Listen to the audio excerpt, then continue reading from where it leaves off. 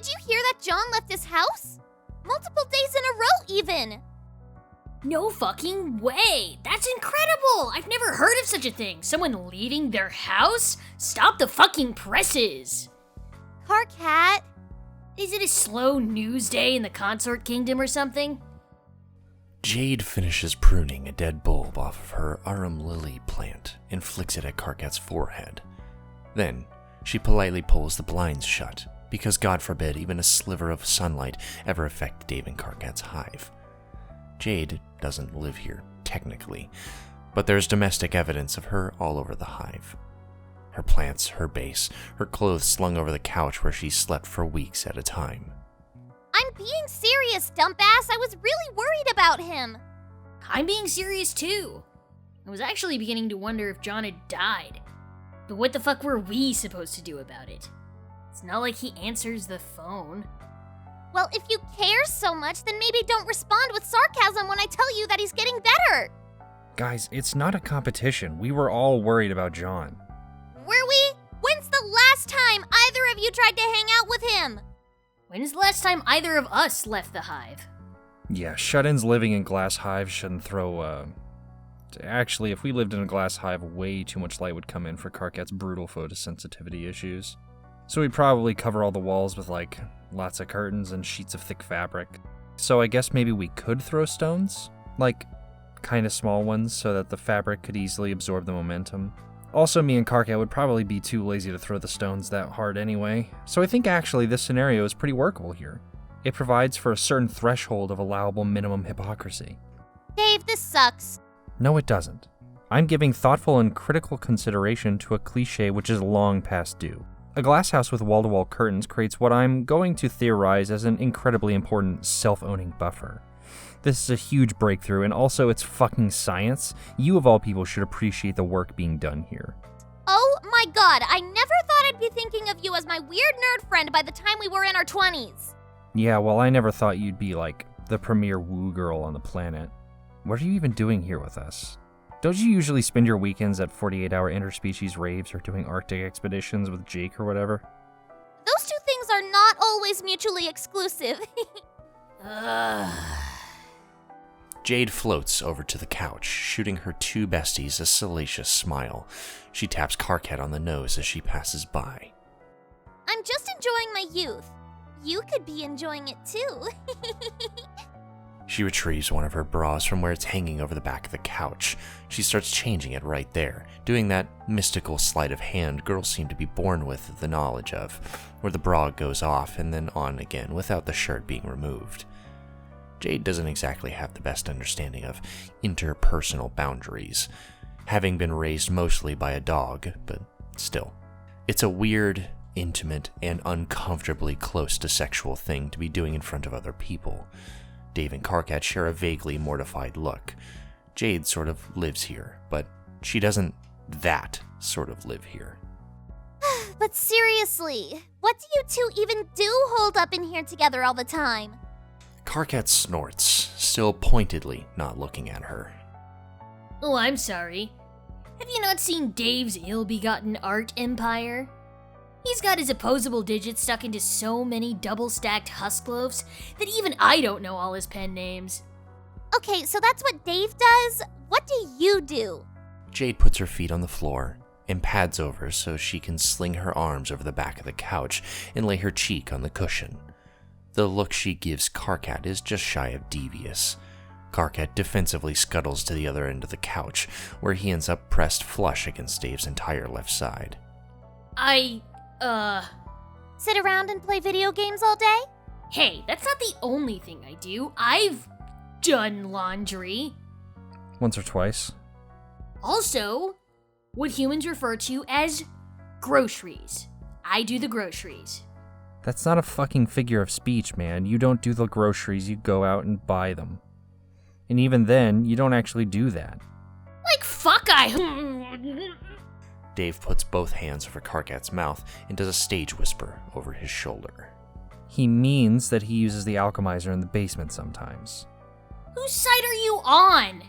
Oh, and when he's in a bad mood, he'll go yell at trolls on the internet. Not like trolls as in the troll species, I mean literal trolls who talk shit online. I don't know, a bunch of them could be actual trolls, I guess, but not strictly. Dave, don't fucking tell her about that. Dave reaches around Karkat's face to give him a gentle poke in the cheek. He keeps his finger there longer than strictly necessary, smiling the noticeably restrained smile characteristic of Striders. The expression is so warm and blatant that it can't help but draw Jade's attention. She frowns and pushes her glasses up to the bridge of her nose, making some quick calculations in her head. They're so obvious, she thinks, and yet here they are. Virginal losers who are performative about sitting exactly a foot apart whenever they're in public.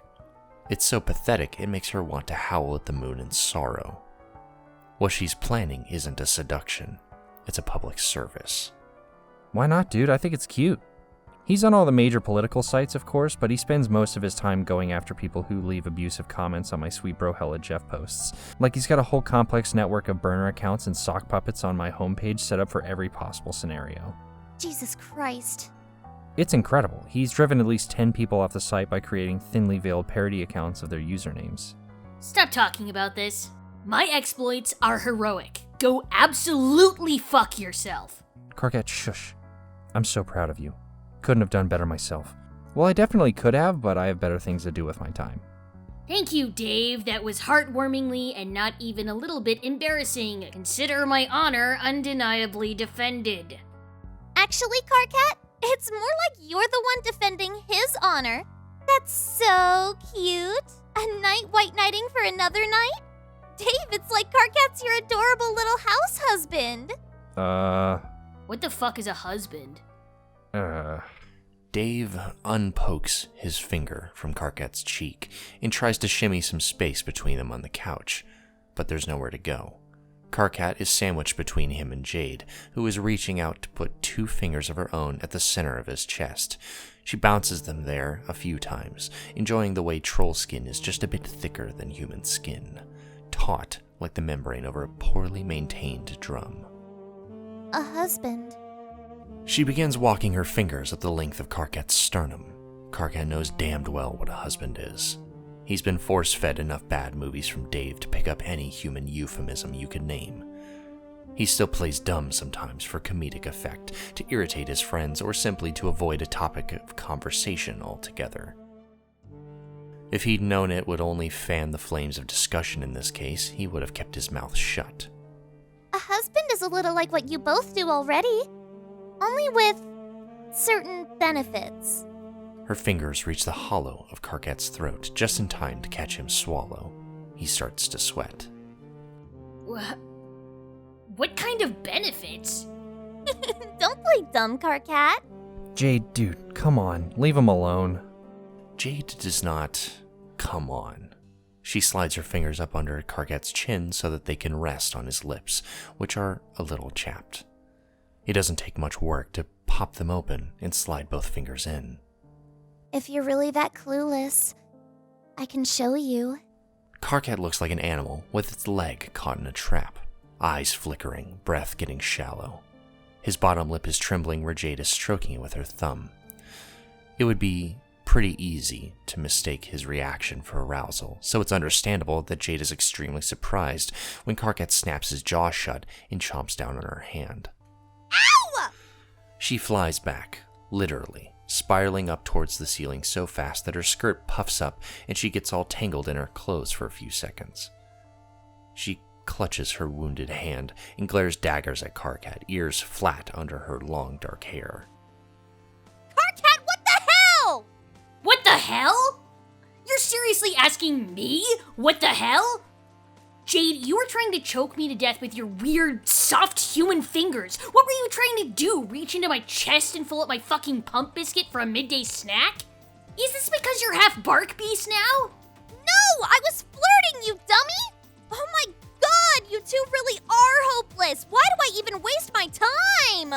That's a good fucking question. Jade is pissed, but not enough to leave. Instead, she plops down on the opposite side of the couch and petulantly crosses her arms. Karkat peels himself off Dave and slumps into the dip between cushions while settling even more deeply into one of his better practiced pouts. Dave clears his throat. So, apropos of nothing, just a cool segue onto a completely different topic for no reason. Jade and Karkat both stare at him. He makes a casual motion with his hand. A smooth wrist swivel, like he's at a turntable, scratching one song into the next. That's the effect he's going for, at least. Did you guys hear that Jane was going to run for high office? No fucking way. Oh, wow. You mean... Yep, the fucking presidency of Earthsea. I mean, she's been positioning her megacorp and stocks in a way that looked super suspicious the last year or so I'd wondered about it, but I didn't think she'd actually do it. Nah, she was totally gonna pull the trigger on it after all these years, but decided against it at the last minute for some reason. Thank fucking God. That would have been a complete disaster. I know, right? That's what I said when Roxy told me, especially for the economy. Really? The economy? That's what you think is bad about it? Oh, yeah, and the troll thing is bad too, I guess. Okay, so let me get this straight. Your priorities are, number 1, the economy, which, let me remind you, is built entirely off infinite fake money that we can make as much of as we want. Number 2, the potential genocide of my people. Okay, wow. Let's, slow our roll here. Let's slow any roll that makes me seem more xenophobic than I am, okay? Whatever you say, Dave, not xenophobic Strider. That's good. Let's keep using the phrase not xenophobic in sentences that contain my name. Sure, man. That doesn't sound like something a xenophobe shithead would say at all. Look, I'm not the bad guy here. Jane is, or was, until she decided not to run for president.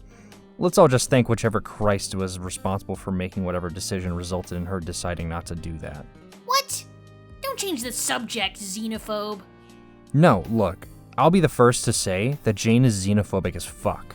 I'm not, at all. But she is. Okay, dude. But I don't think she'd go as far as to commit genocide. That's really exaggerating her faults.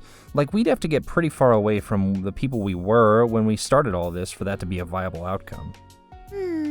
Well, I hope she gets a better hobby. There are a lot of less ominous things she could do with her time. What, like fucking her way through half the population of Earthsea? Jade pinches his ear and twists hard, smiling pleasantly. Get fucked, Karkat.